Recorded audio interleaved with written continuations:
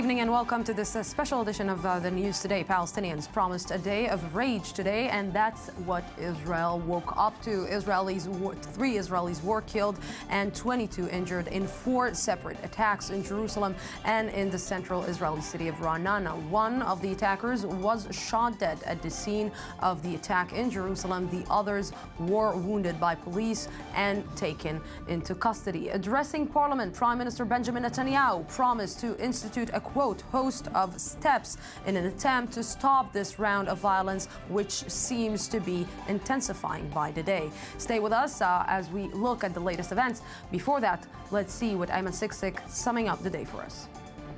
Israel saw another surge in terror attacks this morning. At 8:56 a.m., a stabbing attack in the central city of Ra'anana injures 1 person. The attack took place at a bus stop in the city when an East Jerusalem resident approached a 32-year-old Israeli male and began pounding him with a knife, causing light injuries before being stopped.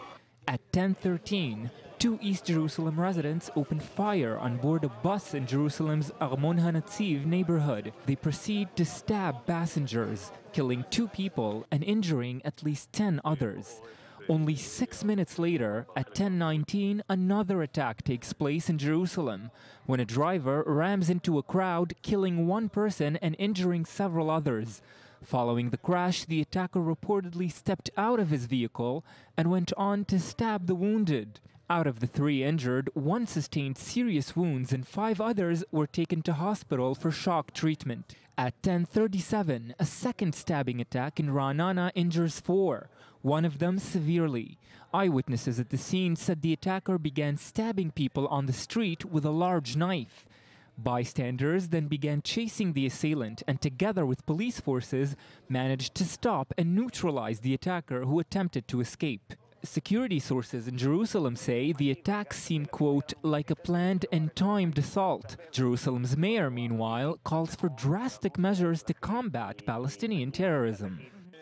We will ask drastic measures that will change the reality within the Jewish neighborhoods in Jerusalem. More drastic measures can be done, measures not taken yet. This will be in accordance with the Israeli Security Agency and the police. Israeli Prime Minister Benjamin Netanyahu called a special cabinet meeting to discuss means of combating the new wave of terrorism. A short while ago, I convened the cabinet and the top security of Israel, and from here I will return to discussions where we shall decide on a host of steps in our war against incitement and terror. Today's wave of violence comes amid heightened tensions both in Israel and the West Bank. On Monday, about 20 Palestinians broke through the border fence separating southern Gaza from Israel. Israel closed the Gaza crossing after rioting continued on Tuesday. And today, clashes erupted in Bethlehem, where Palestinians threw stones at Israeli defense forces, who fired back with tear gas and rubber bullets, in a day declared a day of rage. And with me right now from Ramallah Live is our correspondent, Mohammed Al-Qasim. Mohammed, good evening. So, Mohammed, what are the latest events in Ramallah right now? Lucy, we're close to the Beit El checkpoint in Ramallah. Clashes were heavy at times earlier in the day between Israeli army and Palestinian protesters. The situation seems to be happening every day, but I must say that today the number of people who showed up to this location was a lot less than what has been the last few days. Less than 200 people showed up to protest, throwing stones, burning tires, and Israeli army in return through tear gas bombs, canisters, as well as using live bullets and rubber bullets. There has been news of many injuries, at least 20 here in this location. But clashes erupted and took place in many other cities throughout the West Bank. Just to the south of us, a Palestinian man was killed with a bullet to the chest earlier this evening. He was from a Dehesha camp. Also, clashes took place in Hebron, as well as to the north from here in Nablus. This is the latest from Ramallah. Lucy? Yes, but Mohammed, you know, if we're looking at the situation and in any other cases, we would have expected that the West Bank will actually flare up even more, but somehow, and for some reason, it's not happening. Can we maybe assume that the security coordination between Israel and the Palestinian Authority is actually happening on the ground? That's one factor. There has been confirmed news, even though the Palestinian Authority doesn't come out publicly and say that they are meeting with their Israeli counterparts to discuss security issues. But today, it was obvious that not in uniform, but Palestinian security forces or personnel, I should say, were available here, were seen here either in cars or just mingling around the crowd, seeing how the situation is. But these protests, they're not organized. They're not part of any or called on because of, one of the Palestinian factions called for it. It's not Fatah, it's not Hamas, it's not the Jihad al-Islami. Those are just young Palestinian men and women. We saw many young girls here today, at least 25 to 30 of them. They just show up every single day and they just, clash with the Israeli forces. So between what the Palestinian Authority doing and applying pressure or keeping a distance also, keeping a distance from the protesters, but its security forces is available and you can feel that. Yes, Mohammed Al-Qasim, thank you very much for now for this update. With me here right now in the studios, Yoav Limor, military analyst for Israeli Hayom Israel. A daily newspaper. Good evening. Good evening, Thank you very much for coming. Ashraf Al-Ajami, former Palestinian minister. Good evening. Thank you very much for joining me. And also Danny Rubenstein, lecturer at the Arab Issues at the Ben Gurion University, and also a columnist on Palestinian economic issues in Kalkalis. Good evening. Thank you very much for joining me. Yoav, I will start with you. It's, we've been talking a lot. You've been sitting here in the studio and talking a lot about the lone wolf attacks and the fact that nobody can actually prevent or try to, deal with this issue the way that the security forces wants to deal with it. It seems, if we're looking at the attacks, it seems that these lone wolf attackers are organized in one way or another. Because to start the day, we're seeing that it's one attack after the other, and it doesn't seem like something that just happened. There is a herd of lone wolf attackers. They're not single. There's so many of them. But let me start from where Muhammad left in Ramallah. In the past, we were all veterans of the first Intifada and second Intifada. In the same place where he was standing in Beit El Crosspoint, there were thousands or tens of thousands of protesters standing against the Israeli army. Now there are 200, even less than that, which means that currently, it might change tomorrow, but currently the West Bank is out of the game. It's up to the coordination that you've been asking about. It's up to the reason that nearly 100,000 Palestinians are working in Israel and they have something to lose. It's up to the point that the roads in the West Bank are open. Palestinians can go from Hebron to Ramallah, and if Israel close that, so they'll lose something. The same applies to Gaza. Gaza is out of the game currently. It might again change tomorrow. And sad as it sounds, the problem is an Israeli domestic problem. Israel declared for decades that Jerusalem is united. Jerusalem is separated. Practically, we see East Jerusalem and West Jerusalem. Look at the cabinet meeting currently. They're dealing with things to do in East Jerusalem. Blockade, closure, etc. That's East Jerusalem. So let's try to understand. Can you put a blockade on East Jerusalem? Can you prevent people from East Jerusalem to get into West Jerusalem? Because we are talking about Israeli citizens. Yes. And there are Israeli citizens. Half. Yes, but it involves legal problems. Can you ban for a long term Israelis from entering Israel? Why Arabs and not Jewish people? Those are heavy questions that will rush to the Supreme Court because people will start asking questions. Who do you get inside? Who you don't? I mean, we see youngsters, 13-year-olds. So you check everyone. You check a 5-year-old. Yeah, but women, men. Today, two people who were working in Israel. One was working in the telephone company. The other was a sanitary assistant at a hospital. So Should Israelis be afraid of everyone, everywhere? Those are heavy questions. But the first thing that lies upon the Israeli government is to bring back security. That's what we feel. That's what our friends feel, because the lack of security is something which is very problematic, and that's the main task that lies upon the cabinet, and we all expect the outcome of that meeting. You know, Mr. Al-Ajrami, we're looking at the current situation. We're seeing, like what Mohammed Al-Qasim is just said, is that in one point you can see security forces, another point you cannot see them. It seems that the Palestinian Authority wants to control the situation and doesn't want to control the situation, because it seems that it's working very good for maybe Mahmoud Abbas, this current, let's say, riots and this current deterioration of the situation. No, mainly they want to stop this chaos in the West Bank, but they don't know how. It is very difficult for President Mahmoud Abbas and the security services to just to stand up between the Israeli soldiers and the people who demonstrate. It is not. They tried to do it 2 weeks ago, and it cost Mahmoud Abbas a lot of criticism. This one, but the important thing here that people go out spontaneously, not organized by, not by calling of any Palestinian faction. So this is the problem for President Mahmoud Abbas. If Hamas calls for people to demonstrate in Ramallah, and Hamas collects its people to any, the security services will stop it.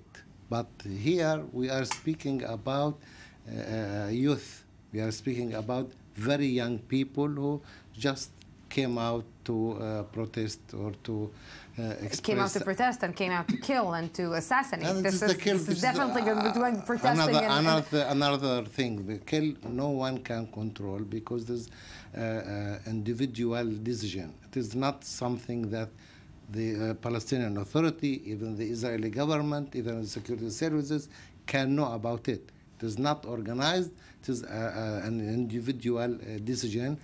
A young man or even a boy can decide to go outside with a knife and to do what Mr. Rubenstein, I want to take you to the current situation in the Palestinian territory. It seems, from what we're watching right now, it seems that Mahmoud Abbas has been signaling to Israel for a long, long time now, I'm going to give you the keys back to the West Bank. I'm going to give you the keys back to the control in the West Bank, and then I want to see how you would react.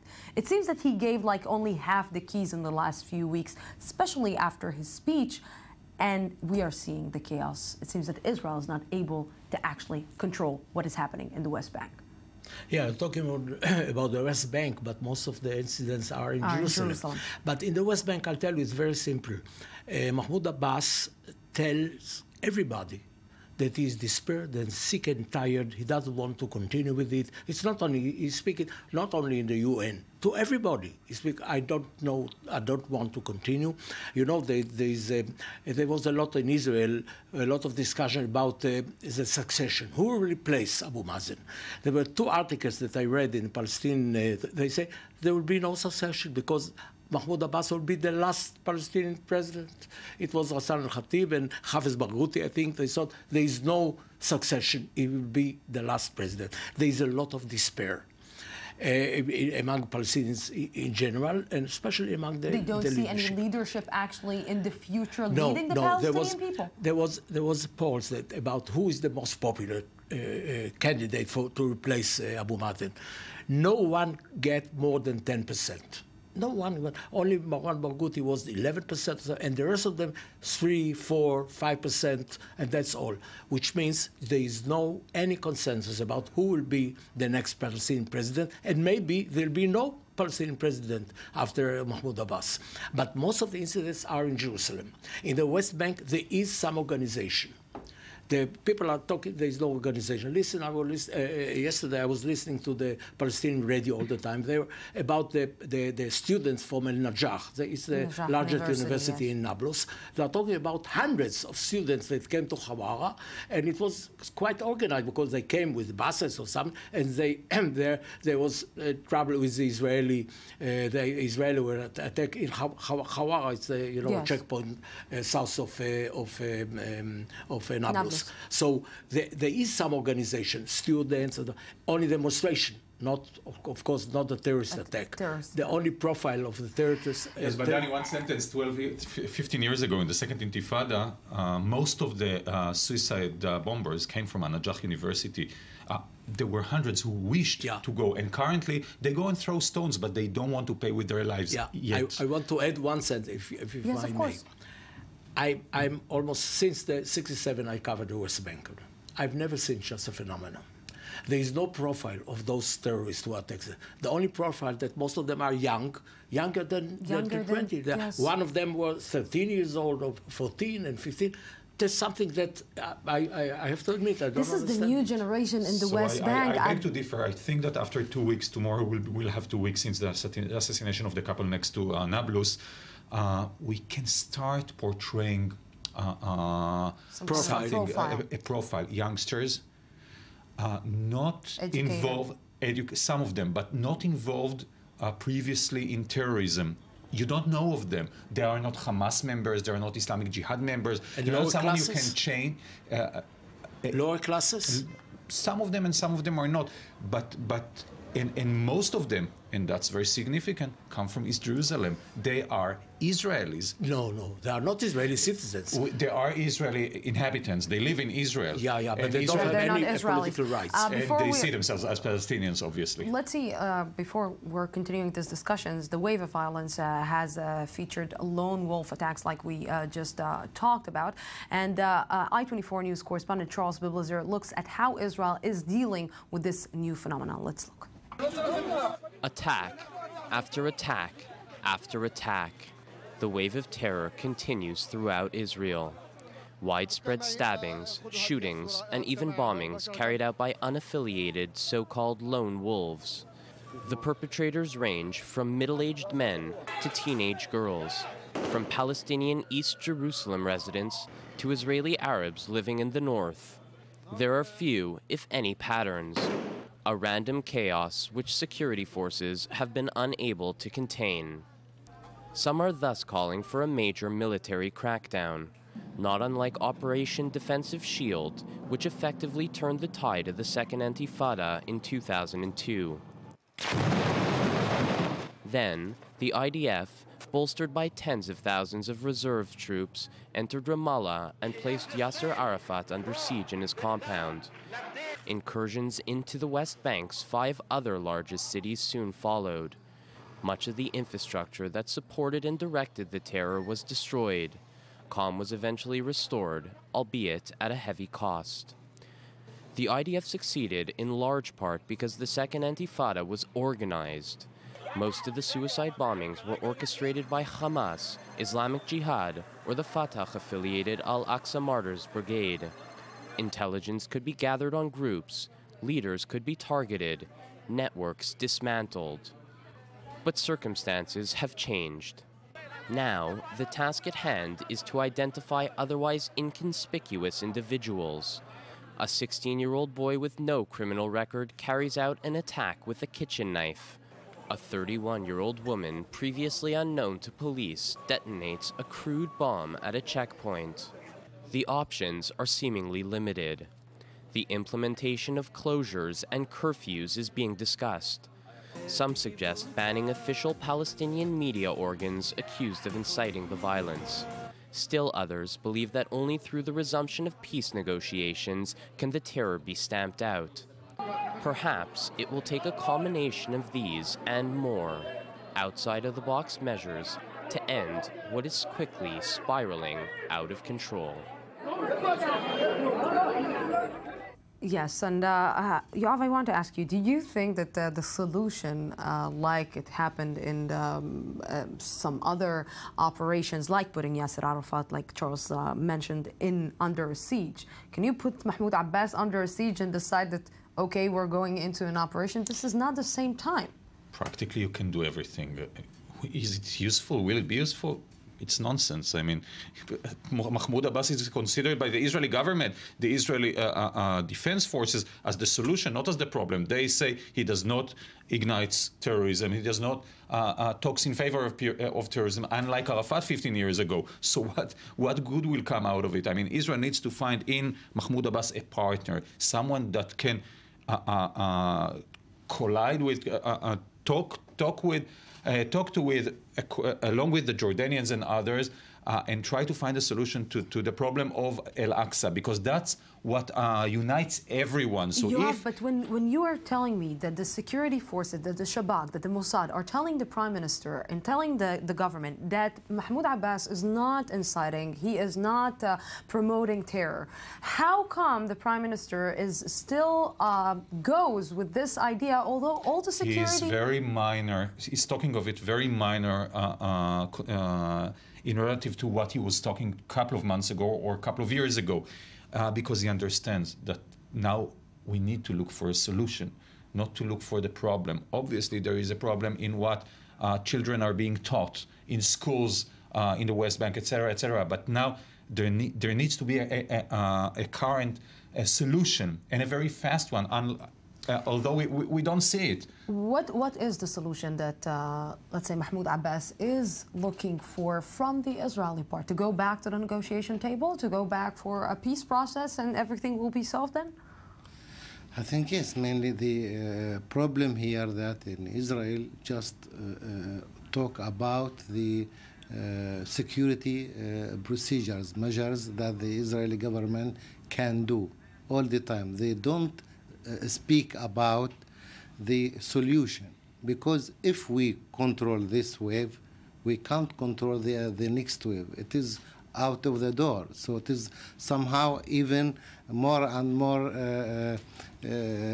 continuously. So it is the problem. President Mahmoud Abbas wants to hear from the Israeli government that the Israeli government is willing to have peace process based on 1967 borders, 2 states for 2 people. This is the solution.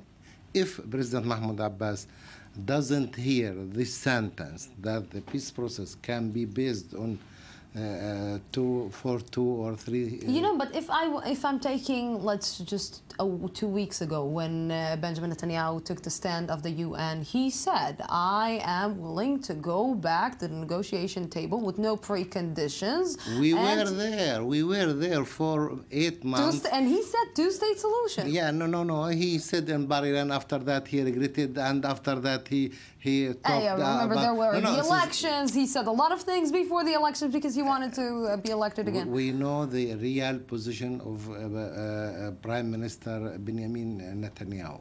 We want to hear, not for us, for the Americans, to give us a letter from the Barack Obama or John Kerry or another personality that Israel is committed to the solution of 2 states. It seems that I don't know if Israel is committed to the solution of the 2-state solution. I just want to go to our correspondent Shai Ben-Ari. He is in Jerusalem right now. You know, Shai, we heard, good evening, and we heard Benjamin Netanyahu saying that, of course, a lot of forces and more forces should be put on the streets in order to try and contain the situation. But, you know, it seems that the status quo that Benjamin Netanyahu always spoke about is just blew up in his face. And I wonder if he can still use, or he's still using this term of status quo. Well, I don't know if you can speak of status quo at the moment. Certainly much of the criticism directed in Netanyahu's direction has to do with his policy of basically shunting President Abbas to the side.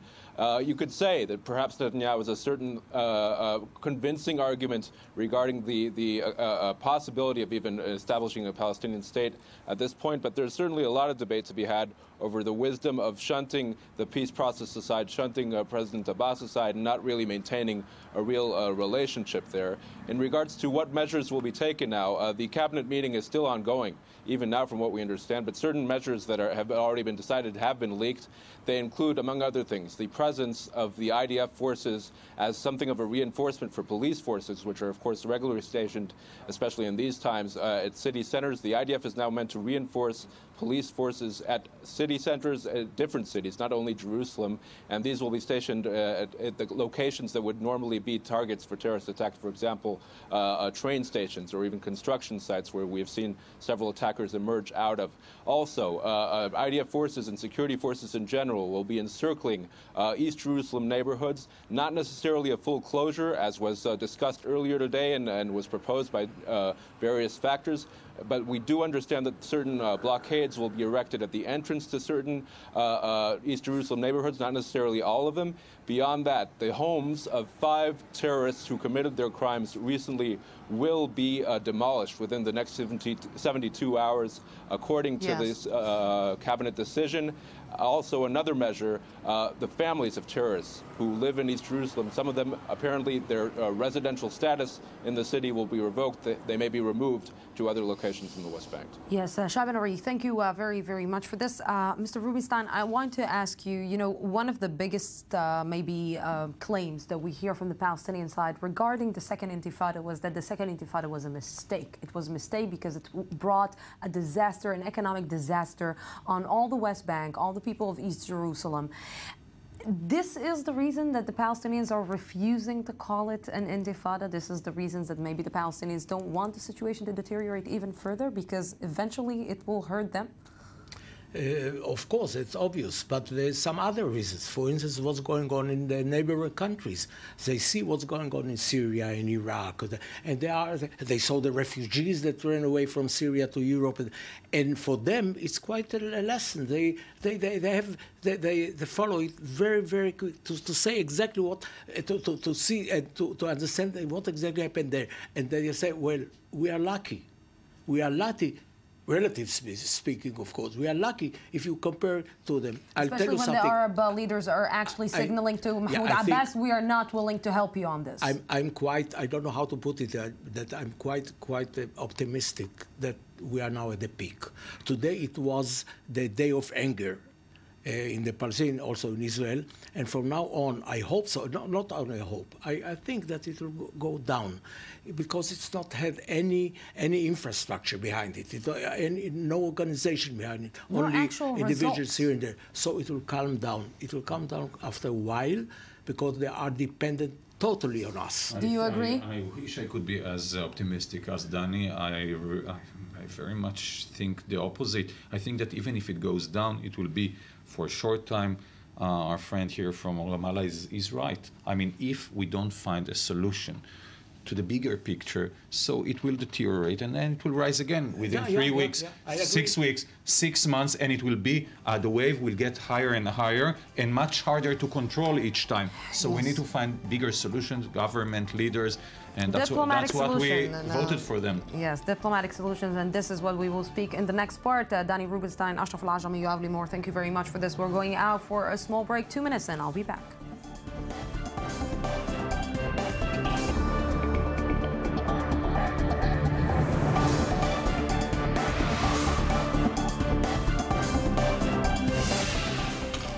Welcome back to the news today. We are in the second part of this special edition. One of the claims made every time there is a round of Israeli-Palestinian violence is that the bloodshed is the result of a lack of negotiations of the political horizon. In other words, to quote Winston Churchill, a lot of talking and a lot of talking about war and diplomacy. But is this actually true? Can peace negotiations prevent waves of violence? With me here to debate this question are Ghassan Abdallah, Director, Center for Applied and Research in Education. Good evening. Thank you very much for coming. Dov Lippman, former Member of Parliament, Yesh Atid Party. Good evening. thank you very much for coming. Sure. And Avi Sakharov, Middle East analyst, good evening, and thank you very much for coming. You know, everybody's been talking about diplomacy. Diplomacy is the key. No war. Make peace. It seems that diplomacy is the key, is not a relevant sentence anymore here, specifically in this region, specifically in this land. Look, maybe I'm wrong about that, and I just heard Danny Rubinstein and what he had to say. My feeling is that the genie got out of the bottle, meaning that it's not going to be finished, it's not going to be over in a couple of days. I think that this is a more wishful thinking. We're about to witness probably more and more of that, of what we had seen in the last 12 days. It's a new kind of an intifada, the Al-Quds Intifada. That's the way that it's described in the Palestinian social networks. And I believe that we're not about to witness any kind of end coming. I mean, the reasons for the eruption of this, the reasons for the beginning of this crazy phenomenon are there and are not about to be changed in the next couple of months and maybe even years. You know, I wonder, and I'm always asking myself, in watching the last, let's say, wave of violence, I don't know if to call it a wave of terror, I don't know if to call it an intifada, but the last wave of violence that we're experiencing here, I'm asking myself if there was a prime minister right now from the left, probably the entire government would have stand up and asked him to just put his resignation letter on the table. This is not happening in this government. And it seems that it will not happen because it seems that maybe for the people of Israel, this situation is being handled in a perfect way. Well, I think that the first thing we have to do is make a clear statement. Listen, I'm from a party and we believe that we do have to separate from the Palestinians and come to an agreement. But what's happening right now, and everyone knows it, is a direct result of the incitement, the lies regarding a takeover of Al-Aqsa, number one. And number two, the moment these attacks started happening, where was the condemnation from the Palestinian side? We came out immediately when Jews carried out an attack and condemned it. The moment Israel as a whole, left or right, sees those two factors in place, it's no longer a political issue. The onus is right now on the Palestinian side to correct what's happening in the Palestinian street. And until that happens, we can't even talk about the political horizon. Yes, thank you for using the term incitement. And let me ask you, excuse me, Lucy. Yes, of course. Who's inciting? Who's inciting against the other? The Palestinians are inciting against Netanyahu? I opened the Palestinian textbooks that were handed out beginning this year, and they were inciting young children to do what they're doing right now. Do Jewish textbooks say that? Excuse me to warn you a little bit. You are talking to an educationalist, and don't use this big lie that the Palestinian textbooks I'll bring them next time. I'll bring them. I'll bring them. I will bring them, and I want you here to see them. I'd like you to go and read what Danny Bitan wrote about your textbooks, okay? Inciting against the Palestinians. Are you willing to condemn the violence that is taking place in the streets right now? Look into the camera and say you are against the Palestinians that are murdering Jews in the streets of Israel. I am against any form of violence. Not any form of violence. Can you say the words, you're against the Palestinians murdering Israelis in the streets? And I'm against your violence against the Palestinians. I will say it. I look in the camera. I am against Jews who murder Palestinians. And can you look at the camera and say the opposite? I am against using violence against any... This is the source of the problem, Any human being, this is Israeli or Palestinian. Can you please look at the camera and say you're against Palestinians? Murdering Jews in Israel. Listen, cousin, you don't know me. I said this. You don't know me, but I said it. I condemned it. And you won't. I condemned it. I condemned it. You haven't. The camera's there. Here's your chance. Yes. Tens of thousands of people are watching. I condemn the killing and the use of violence against any Israeli. Okay? Can you say I'm against Palestinians murdering innocent Israelis in the streets of Israel? I'm against murdering any Israeli civilian. Okay, but I'm not against resisting the occupation. But let me just put some order. You know what we are talking? Everybody's talking about the fact. Yes, we've been going around the West Bank. We understand that, and we see that the Palestinians are not living in. A lot of the Palestinians, not all of them, are not living in an easy situation. The education is not that good. The economic situation is not that good. And resisting to an occupation, okay, and you can resist in an occupation in a lot of ways, but murdering innocent people, young children. I'm against it. 13 years old. We, the Palestinians, you are against it. You are a teacher. You are a teacher.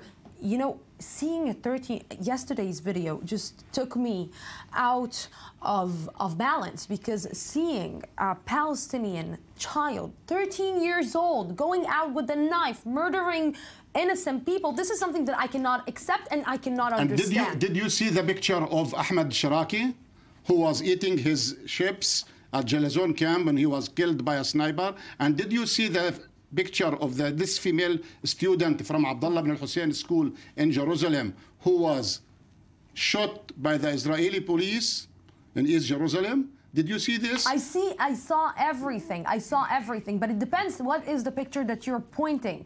Depends what the picture and what is the perspective that you want to put out there. We are talking, I'm not pro any violence from any side, okay? But when we are seeing, and you know, we are talking about the Jewish land, because this is the Jewish country, okay? And when you say a Jewish country, I said this is the Palestinian country. All the Palestinian, all of it? Can we divide it? Can we agree to divide it? I'm willing to divide it. Are you? I already agreed to divide it by accepting so when having people, a Palestinian... When this is a home, I want to finish my point. Okay. When this is the home of the Jewish people, okay? This is the home of the Jewish people. East Jerusalem is not... I'm not talking about East Jerusalem. I'm talking about Ra'anana. I'm talking about Tel Aviv. I'm talking about other places. When this is the home of Jewish people, and Jewish people cannot walk freely in their country without fearing to be murdered, this is a problematic thing. You cannot accept any... You cannot think of any understanding maybe from the Israeli Jewish side to the Palestinians, or even to try to understand the Palestinians when Jewish people cannot go on the streets and feel secure.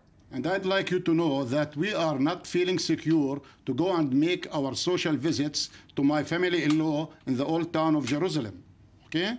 The same for the Palestinians. Again, I'm not talking about Jerusalem. I'm not talking about Jerusalem. But even when you do that, you honestly could tell me that when you do that, you fear that an Israeli walking down the street, yes, will take out a knife and stab you to death. There's no reason for you to feel that. There's no reason for you to feel that. And I want to say something else. The issue of Al-Aqsa, we talked about this being a religion. This has transferred into not a nationalistic issue, but I believe the reason why young children are doing this is because if they believe that they're really defending their holy places, I can understand a child who is told that some outsiders are coming and taking over their holy places. I got to do the act. I'm going to be righteous and do that. Will you stand up and say that it's not true, that we are not conquering Al-Aqsa, we are not doing anything there to contaminate? So what are you doing, my cousin? Nothing.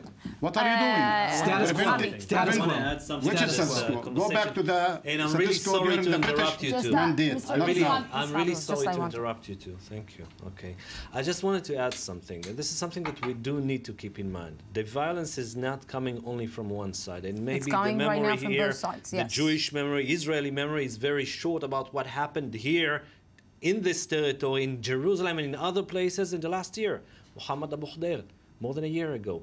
The Douma, the Wabshe killing, that wasn't made by a Palestinian terrorist. I agree 100%. After the killing, after punished, I agree. The same way we punish I agree. Okay. After the killing of the Henkin family near Itamar, 40 attacks by Jews against Palestinians in the West Bank. We have to keep that in mind also. Now, at the end of the day, and this is going to sound very pessimistic. Then again, I started by saying that the genie got out of the bottle. With all the respect to the condemnations that will come or not come, condemning or not condemning, by Mahmoud Abbas or not by Mahmoud Abbas. No one cares anymore. We're talking about the youth of Palestinian youth, East Jerusalemites. This is not an intifada that includes the West Bank. Pay attention to that. Yes. Today we had, 1,000 people in all over the West Bank, from Jenin in the north till Hebron in the south. But the bottom line is that it's the Al-Quds Intifada, the Jerusalem Intifada. Right. And over there we see more and more teenagers, youth that is coming with knives and killing people, and they are ready to get killed. And the most amazing thing here is that even comparing to the second Intifada, while we had once in a week, maybe twice a week, maybe 3 times a week in the worst months ever of 2002, we had 3 terrorists. Now we have 3 terrorists a day. 4 terrorists a day. These are numbers that no one can beat. Young people that are motivated by, first of all, Al-Aqsa, yes, and then by the social network. I need to understand which holy place, okay, really, this is something that I'm asking myself in the last few days, which holy place can make people get out and actually gives them the permission to go out and murder innocent other people because of a holy place. This is the question that I'm asking myself. I-24 News went today to Ra'anana, which suffered 2 attacks, and to Ramallah to ask residents their views on the current violence. Here's what they had to say. It's very unpleasant, very unpleasant. We didn't think it would come to us, but apparently yes, it arrives everywhere. I feel scared. It's not good, but we are looking after ourselves.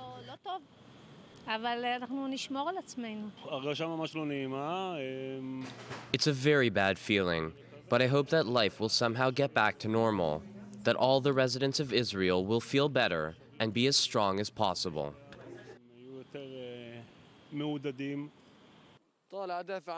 I am here in order to protect my nation, because the Palestinian Authority does nothing. The leadership watches us on television, while the martyrs keep on falling. All of us are here in the name of Al-Aqsa Mosque. If there was one person who was organizing things, like the first 2 intifadas, the situation would be much better.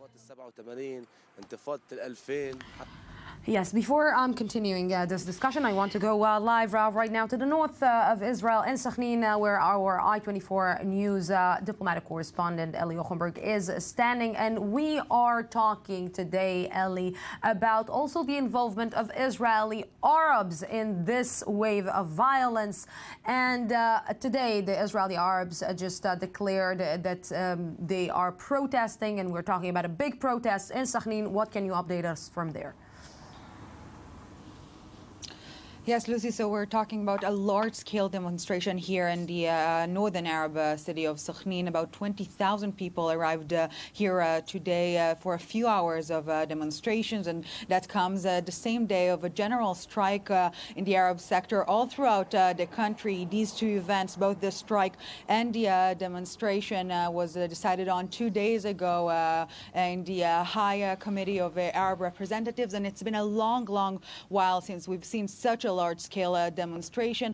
There were obviously a massive presence of Israeli security forces here, but this demonstration did not flare up despite a few dozens of demonstrators who attempted to go to a nearby industrial zone and clash with police. The Sachin municipality itself deployed its own people here to keep it calm and non-violent, and this is indeed what happened. But the message here was very sharp and powerful. We've seen here many Arab political figures, including parliament members, who said very clearly the current wave of terror is because of the Israeli government, because of its policies. They claim that the Israeli government and the Israeli Prime Minister Benjamin Netanyahu are engaged in ongoing incitement that flared up this recent violent escalation. And they've also been saying that they have been warning for months now that following what they claim to be Israel's will to change the status quo in the Temple Mount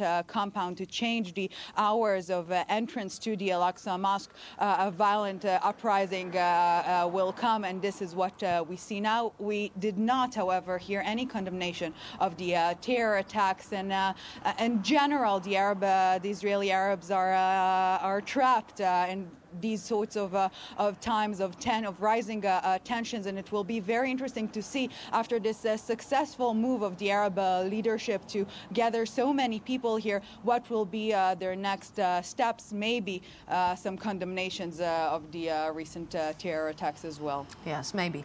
Eli Ochenberg, thank you very much from there. Once and for all, okay, I want to understand from the beginning, who started this?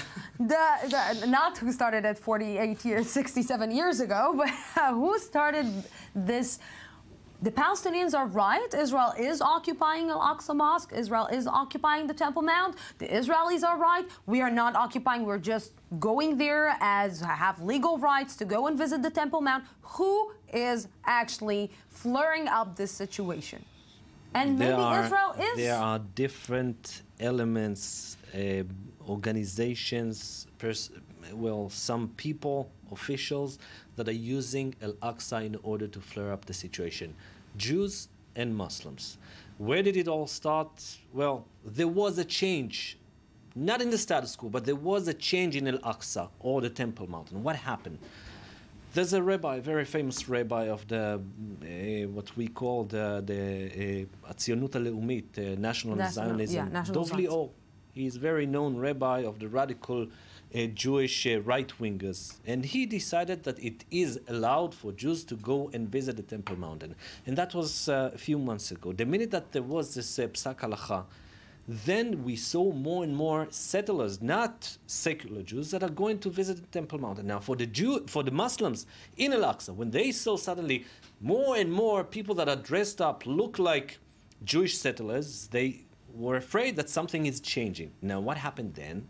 Then came the Islamic movement, the northern branch. Then came Hamas's people in Jerusalem and built up a kind of a narrative that Israel changed the status quo in Al-Aqsa.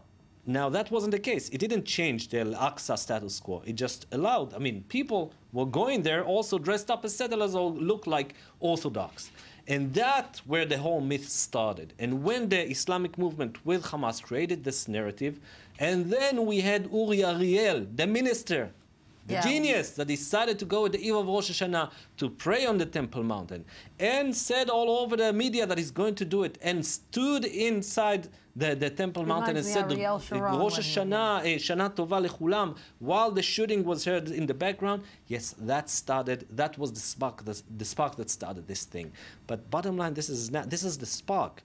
It's not the real reasons for why the East Jerusalemites are going on a kind of So we just got here a small lecture from, I believe, a really fair guy, who's telling the truth from what we're seeing.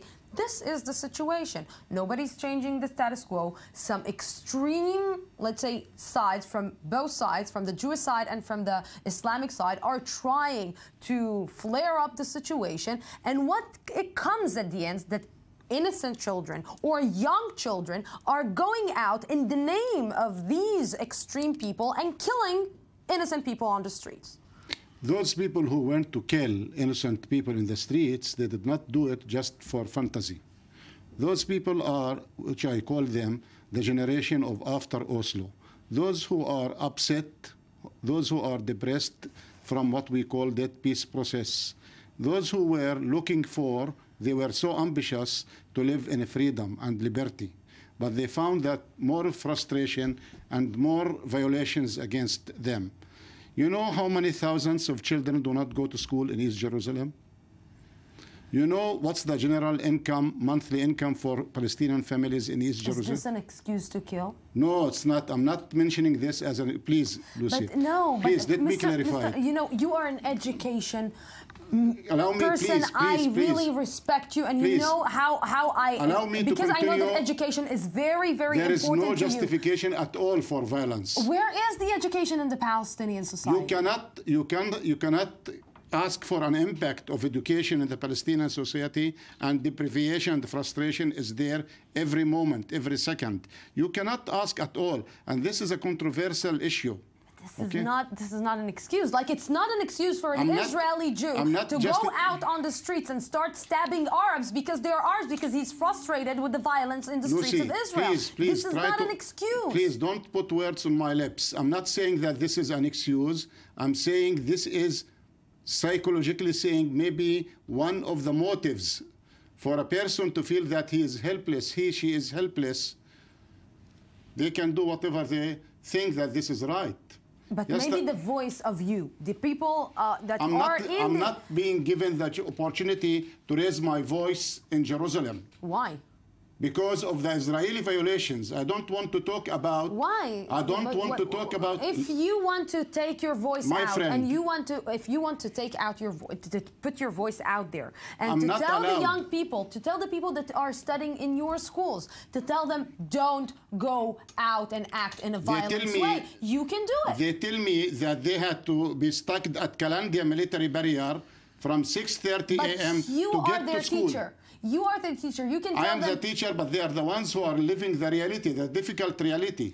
You know, it's the but at the end of the sentence, which I see as the problem. I've met with Palestinian leaders, moderate leaders, in private places and quiet places. I said to them, I'm telling you, if you will go out, if there will be some kind of a leadership that will stand up, by the way, not just the Palestinian, also for Israeli Arabs, that the members of the Knesset should be people who are sincerely solely focused on what's best for Israeli Arabs, because there are needs for the Israeli Arab population. They do need representatives to fight for some of their needs in the society, and unfortunately, that void is there. And the very fact, and the condemnation, I agree with you, the condemnation won't do very much at the moment, but if we see condemnation, after condemnation, and speaking out against it, and leadership arises, it all starts from the top. I will take the other side. You know, I'm seeing what is happening in social media. I am, for example, posting a peaceful post, okay, calling for peace, calling for people to combine forces and to stop the violence, and people are attacking me all over. Jewish people are attacking me because they're telling me, you are doing it. Your people, you are the one who should be dead. You are the one who should be killed. And at the end of the day, you see that people stopped listening. Even if I will start condemning, like you said, Avi, from the morning until the evening, 24 hours, and I will say, I condemn violence, I condemn terror, this is not getting into the ears of also the Israeli Jewish society. I think you're right now when we're in the heat of it. You mentioned, you know, that things are exploding. I agree. This is a time where, I guess, I had to come out and put out a Jerusalem Post article about what our values are in terms of how we speak, and we have to watch ourselves and not cross that line despite the difficulty. We have that problem as well. The question is what's happening before we get to this point, and hopefully when this quiets down, and at some point, it will, what happens then? And the moment that you see leaders distorting the facts. You know, just as an example, you see the 13-year-old terrorist, horrible situation that a 13-year-old will do that, but then to start making him into a martyr, not some extremists, but Palestinian mainstream leadership turning him into a martyr, we have no possibility of emerging from this if that's going to be happening. Exactly in this point. Avi, you know, I'm looking at the two societies. In one society, we're seeing that the people who are perpetrating these attacks and the terror attacks are being called martyrs, are being called heroes. On the other side, when we are seeing these heroes and martyrs being shot in the streets of Israel, we're seeing this crowd surrounding this terrorist and calling for the killing. Kill him, murder him. It's like a scene from a horror movie. And I'm asking myself, when there is so much hate and the gap is so big between the two sides, can we even start talking about understanding one another, or even some kind of an understanding in the future, even if the Palestinian Authority will come and say, you know what, we're sitting down right now for a talk. Benjamin Netanyahu will say, you know what, I'm shaking hands, let's sit for a peace process. I think that at the end, what this intifada, or the wave of terrorism that we see on the streets, in a way finished the dream of peace. And I know that it's a very far range conclusion, but I believe that, you know, if we had the slightest chance of some negotiations, that the second intifada almost completely demolished, this third one is demolished completely.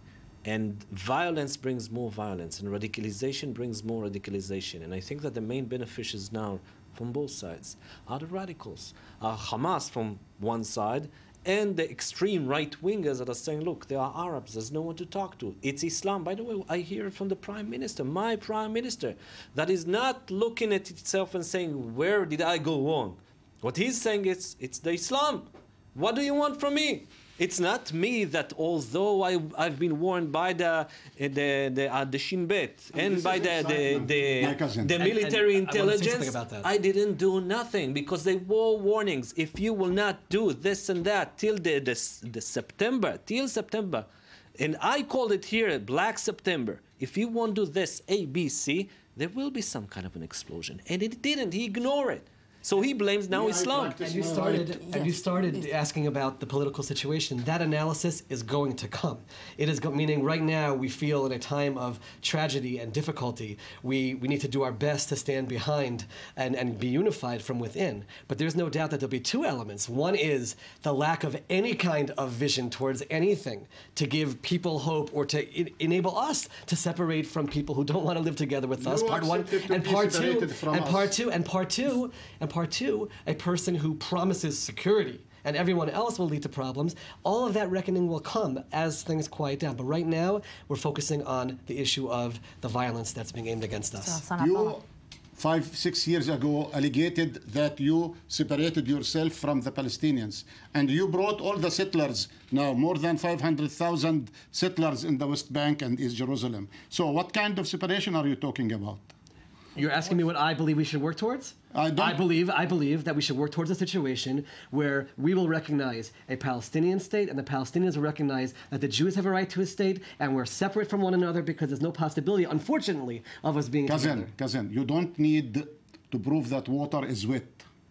We have already recognized the Israeli right to have a state in 1948 territories, and you have to practically recognize that the Palestinians have the right to have a Palestinian state in the 1967 occupied territories. Maybe I missed the statement where there was a statement of the Jews have a right to their state. Maybe I missed that. I think it'll be a very important step for it to happen. I'm telling you, the PLO has already recognized this. Maybe they recognize that and I also missed it? They recognize the right of Israel to exist. Not the right of the As a state. Not as a Jewish state. Not as a Jewish state. I'm not recognizing, you know when you say a Jewish state, what does this mean? That she has to take her luggage and go back Absolutely not. No. As a Jewish value, Lucy and I are good. I can tell you that Can you tell me? As a Muslim in the Israeli Jewish state, believe me, I won't take my bag and leave in such a quick way. But Lucy, here's the amazing thing. And even though I'm willing to agree to it, on the Palestinian side, no Jew will be able to stay there. Arabs, yes, in the Jewish state, no Jews in the Arab state. But think about that one. But you were living in Iraq, and you were living in Syria, and was chased out. And was chased out. And was chased out. You're right. They chased us out of there. Thank you very much for being with me. We're going out for a small break, an update from our news desk, and then we will be back for the third part of the news today. Don't go anywhere.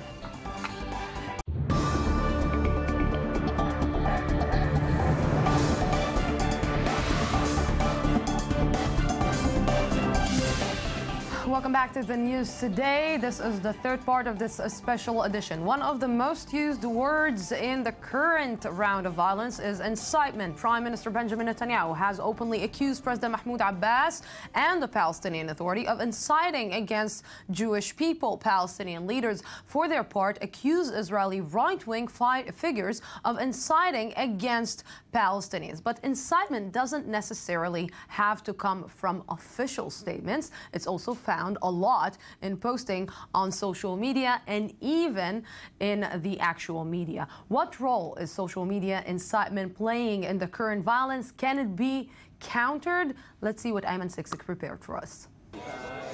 On the sidelines of the terror attacks on Israeli citizens over the past 2 weeks, which has also led to the killing of Palestinians associated with the attacks, a battle over the narrative of the conflict is also heating up. Israeli and Palestinian social media sites are out to win the war of words.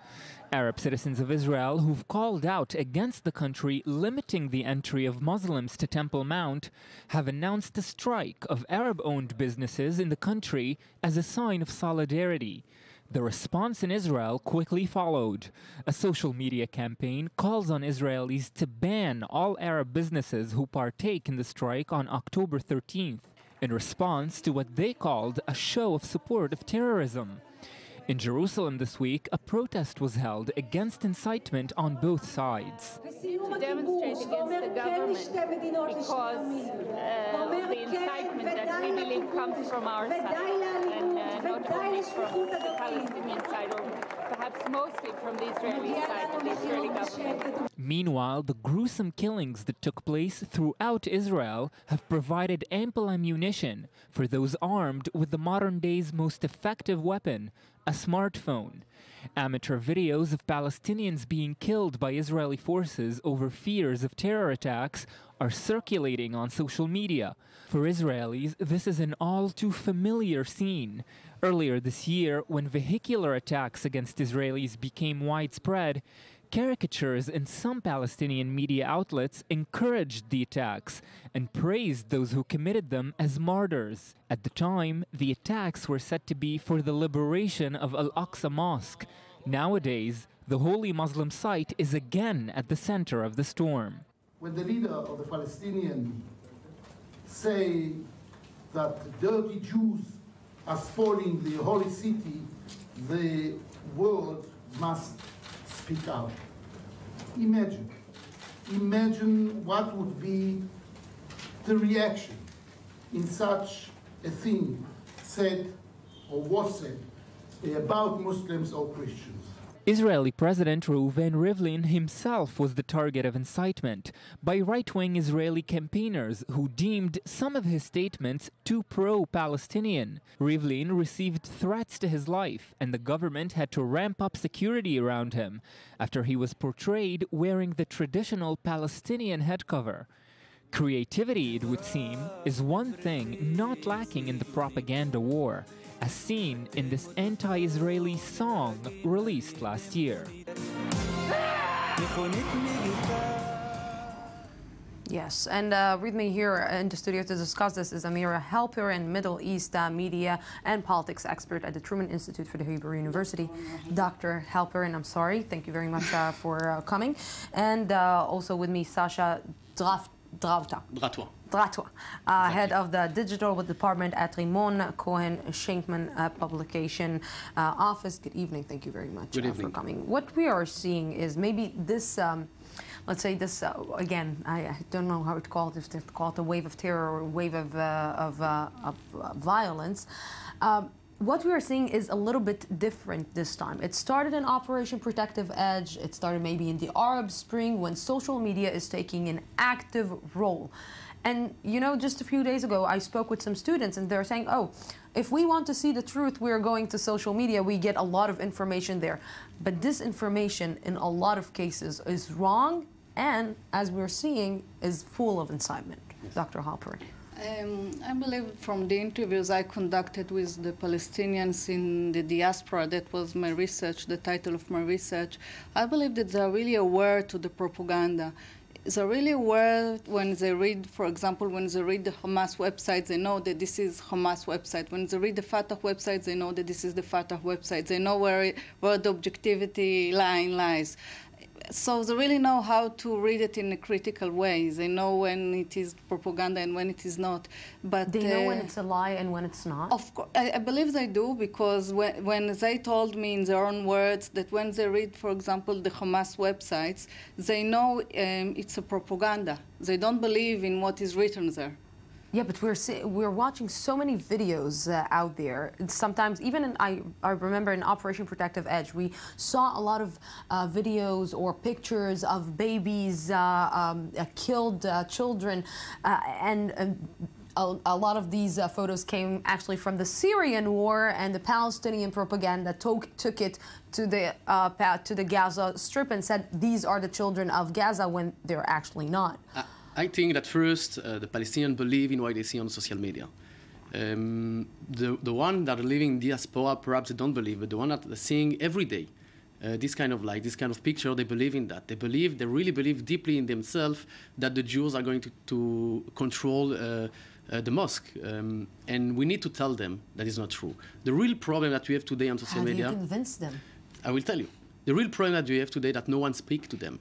And we need to open a dialogue with these Palestinians in Arabic. We cannot tweet or officially tweet only in English or French. We need to speak with the Palestinians. If you want security in the street, you need to put police on the street. But if you want to stop Palestinians to go on the street and to attack Israelis, you need to speak to them, to tell them the other story that no one tells them. That's the first problem that we have, and no one is doing that today in Israel. So they believe in this video. They saw actually a lot of pictures. Not only what is the story? Because no, you know, can I just refer to what yes, you said? I believe that according to the research I did, there is actually a strong link between the Palestinians and the diaspora and the Palestinians in Gaza and the West Bank. They really work together. And you have to divide when you read Hamas propaganda. Of course, what you say is true, that they don't like the Israeli operations. They call it, they talk about the Nakba, the Naksa, etc. But from the other hand, when they talk about Hamas itself, Hamas per se, as a movement, they also know about the problems of Hamas. They don't criticize Hamas because they have a self-censorship and problems of censorship. You know, I want to take you both, for example, for the young people who are right now in the universities all around the United States, all around Europe, and they are trying to explain the situation for all the boycott and the BDS movements all around Europe and the United States. And for example, the last video that we saw was of the girl that tried to, in the northern Israel, that tried to stab in Afula, that tried to stab people going and passing by. And what I saw in the Palestinian media is saying, or Palestinian social media, is that they're saying that the police officers shot her because she was refusing to take off her hijab, which is totally not true. They're not saying that she is actually tried to stab someone and she had a knife in her hand. Yeah. So how do you actually show the real truth? First, they tell that on every picture that you can see. On every dead Palestinian, you have another story on Palestinian social media. And when you show the truth, and then they change the story of every dead Palestinian. You can see that they take every Palestinian and they make it as a martyr, and then they celebrate every Palestinian that dead. Now, if you want to change that, you want to stop that, you need to tell the whole story. You have enough intelligence in Israel to recreate every event. Every attack, we can recreate it. We can take every movie and republish it, and the whole story can be published on social media.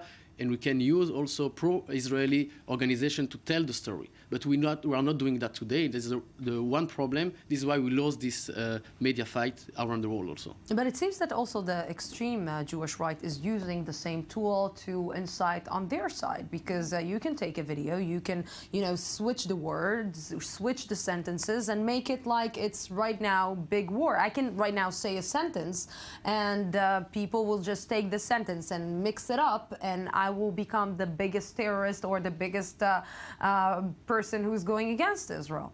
I believe that the Palestinians, they're really, like you said, they're really good in writing and publishing, because this is what they do. I mean, what I find out when I did my research, I did the research exactly on this point about how they use the social media, how the Palestinians use the social media. And I spoke with hundreds of Palestinians from Gaza and the West Bank, and what they said basically is that they use the internet, they use it really to talk about their story. And even if they write their personal stories when they lost their house, when their parents lost their house, it doesn't have to be really an incitement in order that someone in the US or in Africa will read it and will feel for the Palestinians. So it really, the media fight is really difficult. The question is, can you, when you are experiencing and when we are experiencing this amount of hate between the two sides, can you actually try and change the talk, change the conversation in the social media to prevent these people from actually taking the bigger note? It's a challenge, but I think that what the challenge is to try to take this platform and to reverse it, to change it from a negative platform to a positive platform, maybe to try to create a dialogue between Palestinians and the Israelis using the social media. Maybe it's something that... What about legal measures? Because it seems that from my side, I'm seeing that, at the beginning, if a person is allowed to curse and to threaten and to say all what he wants through his Facebook page, and nobody is stopping him, then he say, okay, if they're not stopping me to say it, they won't prevent me to do it. So maybe somebody needs to stop people from saying it in order for them not to do it. Yes, but what the MFA does, they delete some YouTube video that incent Palestinians against Israel. But what we have seen that is not only about social media, is deep than that. Everything is happening on WhatsApp today. In WhatsApp, you cannot control anything. Yes. You have group in WhatsApp, they send pictures, they send videos. If you delete one video or one picture on Twitter, on Facebook, it doesn't matter, because everything is also on WhatsApp. So we need to just speak with them. Delete is not enough. We need to open a dialogue in Arabic between Israelis and Palestinians to tell the story of each side. That's the point. Yeah, I believe you're right. I mean, the dialogue should come from bottom to up, not yeah, up but you know, you're both talking about dialogue, and this is something that we are trying to... No, the situation now is very difficult. But it seems that when you are in a social media, you are talking to yourself, because you think that you are talking to a lot of people, but at the end of the day, you can say whatever you want. You can put whatever it needs to make your point out there, and nobody's actually stopping you. So to say that there is a dialogue in a social media is maybe some kind of It's also a problem, what I saw, it's also a problem of the governments, because when I did, for example, when I did the research, and before the research, when I worked on films. I did some films about terrorism, etc. And I saw the incitement in the streets. You know, in central London, you see. So when you see that the government is doing nothing about it, so it goes beyond the online environment to the offline environment, and then it's really difficult to stop it. From your point of view, how much do you think social media contributed to the violence in the last few years? I will tell you a story about yesterday night, what happened on Twitter. Palestinian pro-organization and the Fatah decide to launch a virtual protest on Twitter. They use the hashtag Save Al-Aqsa. And on this hashtag, they decide to publish a lot of content about the fact that the Jews are going to control Al-Aqsa, which is not true. And by using this hashtag, all the Palestinians spoke together. No one spoke with them. And they decide to spread information to each other. And then we see what happened today. Yesterday, we had a really violent discussion on Twitter, and today we have really violence on the street, so it works together. So during the last years, we see more and more Palestinians using social media with no one speak to them. There is only one story. You have the Fatah and the Hamas that speaking in quite the same language. All of them are violent, but no one is telling another story in Arabic. So we need to speak. We need to tell a story to the Palestinians if we want to stop the violence. You know, it's amazing, because if we're talking about the PR game, and we were always talking about the fact that the Palestinians are winning in the PR game, in the propaganda, in the, let's say, advocacy, putting their ideas out there. It seems that even in the social media, the Palestinians are winning, again, the Israelis in this battle. Yeah, I believe you're right, because even the Palestinians themselves, they are really aware to this, because the internet has really changed the way of consumption of news, the way of using the internet for political goals. When I spoke with a Palestinian woman from Nablus, for example, she told me everybody is using the internet. Even my mother now is using the internet. And in the first Intifada in '87, we didn't have the internet, so we couldn't influence. Dr. Halperin, Mr. Tratwa, thank you very, very much for coming to the studio and having this conversation with me. Yes, maybe in another era with no social media, we could influence less or influence more with less violence. Thank you very much for being with me tonight. We will be here again tomorrow at the same time, same place from the Jaffa Port, Israel. Have a great night.